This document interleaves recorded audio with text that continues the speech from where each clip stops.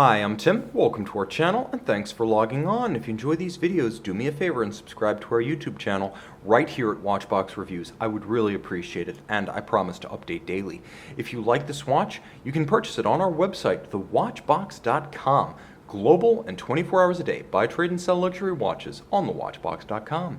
Today we are discussing a rare version of the Patek Philippe Aquanaut 5167. This is the 5167 1A-001, whereas the Nautilus was born in 1976 with an integrated bracelet as part of the plan. The Aquanaut was born 21 years later with a strap as the integral styling feature of the watch, sharing billing with the case and dial. So this is a strap watch converted to a beautiful purpose-built bracelet.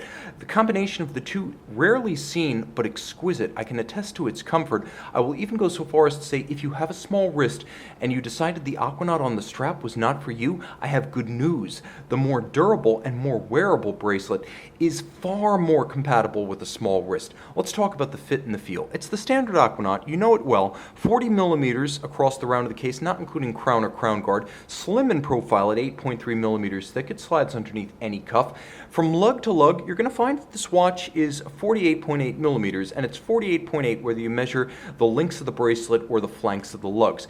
It is a compact watch across the wrist, especially, and I'm going to give you a distance shot so you get a sense of it in scale on my 16 centimeter circumference wrist, but this is a watch that is far easier to wear than the exact same case equipped with the composite strap. The composite strap is stiff, and it does something I absolutely deplore.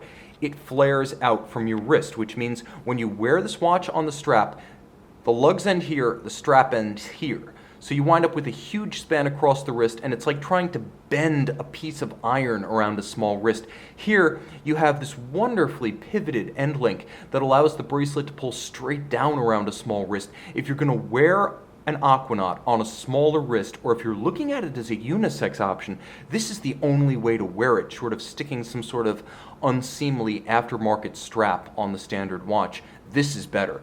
The bracelet is bolder and more substantial than the equivalent on the Nautilus. The Nautilus bracelet, designed almost in jewelry-like fashion by jewelry designer Gerald Genta, this feels more like Patek Philippe doing a Rolex Oyster. The center links are substantial and satin finish. The flanking links, as you can see, are polished on their shoulders, but on their outer faces they're satin. Of course, this being modern Patek, pins and sleeves are used for sizable links, and you will note that the clasp is as substantial as it is on the standard model, but instead of joining to rubber, and by the way, you can absolutely move this to a rubber strap if you want to move the clasp, but instead of joining to rubber here, you have a double folding twin trigger deployant action. It is very comfortable. As you'll note, the chassis of the clasp curves to match the arc of the wrist. When closed, it's wonderfully low in profile. It's not a dive watch clasp. It's not as susceptible to desk diving scars as, for example, a Rolex Oyster, even if the substance and the feel on the wrist is very much like a Rolex Oyster.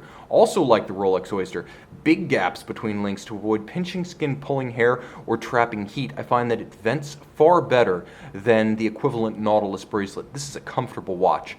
It's nicely made, and perhaps it's a testament to the versatility of the underlying Aquanaut that it doesn't look right or wrong depending on whether you transition it to strap or bracelet. Both work well. The case is slim in profile, 8.3 millimeters thick, but because of the narrow case band, the watch appears slimmer still. The bezel's all of high polish, which is nicely differentiated from the satin finish of the case band itself. This is how the watch manages to look slimmer, impossibly slim, relative even to its actual thickness. There's a handsome integration of end link and case. Like I said, the bracelet appears natural, and the dial remains a star, although perhaps not as famous as the blue gradient of the 5711. It does have a gorgeous geosphere cut and a gradient of its own from almost black at its outer circumference to a sort of argent beige, or one might say a slight bronze argent at center. It's not quite silver. It's not quite what IWC would call ardoise metallic. There is definitely some sort of color in the undertone of this dial. I can't tell if it's gold, bronze, violet, but there's something complex going on, especially as you get closer to the hands. All of the indices, as you can see, or rather I should say Arabic numerals, are applied white gold, beautiful, glistening, hand applied. Upscale, white gold handset center, with the exception of the beautifully white lacquered counterweighted lancet style seconds. There will be a lume shot, it will be worth the wait. You have a date window with a minimal aperture and a step to transition from the plane of the dial down to the base of the window. Black on white for no-nonsense reading at a glance. Now turn it all over and you can see that much like the standard Aquanaut, which is mechanically identical to the Nautilus, you have a gorgeous Patek Philippe manufacture caliber 324 SC. The 324 architecture is getting up in years, but it remains competitive in terms of beauty, and much of that is a function of the finish.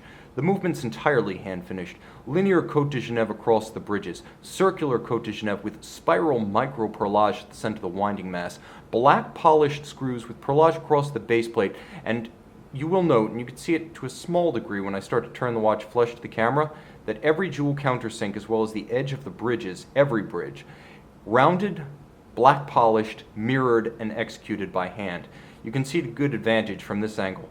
The bridge for the train wheels lighting up on its periphery. That's what you're paying for with this watch. That's where 1/3 of the value of the watch went, finishing of the movement. Now I said it's still a competitive movement, and it is still quite accurate, as Patek Philippe attests to a Patek Philippe sealed timing standard of -3 + 2 seconds per day. Beaten away at 28,800 vibrations per hour, it has a 35 to 45 hour power reserve. No hacking seconds, but there is a quick set date, and the screw down crown, let's get back in focus here. The screw-down crown does enable 120 meters of water resistance to protect that movement.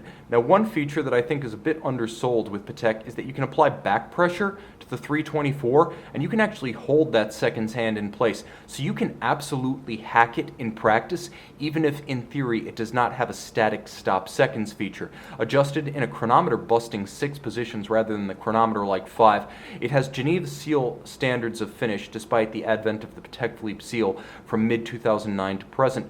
It features a silicon Spiromax hairspring that is anti-magnetic, as well as a Gyromax free-sprung balance architecture that makes the watch both easier for the watchmaker to regulate precisely and more inclined to shake off shock or bump-induced timing deviation. Gyromax is simply more stable. Unidirectional winding action with high-tech ceramic unlubricated rotor bearings. The old girl still has a few high-tech tricks up its sleeve, all ensconced within the beauty, the rare beauty, of an Aquanaut on a bracelet. See it and make it yours on the watch box. As you can see, after dark, the Aquanaut blows its older brother, the Nautilus, straight out of the water. Fully calibrated, and as you can see, fully lumed. This is a gorgeous watch day or night, but the lume shot is the stuff of legend. See it and put the legend on your wrist on the watch box.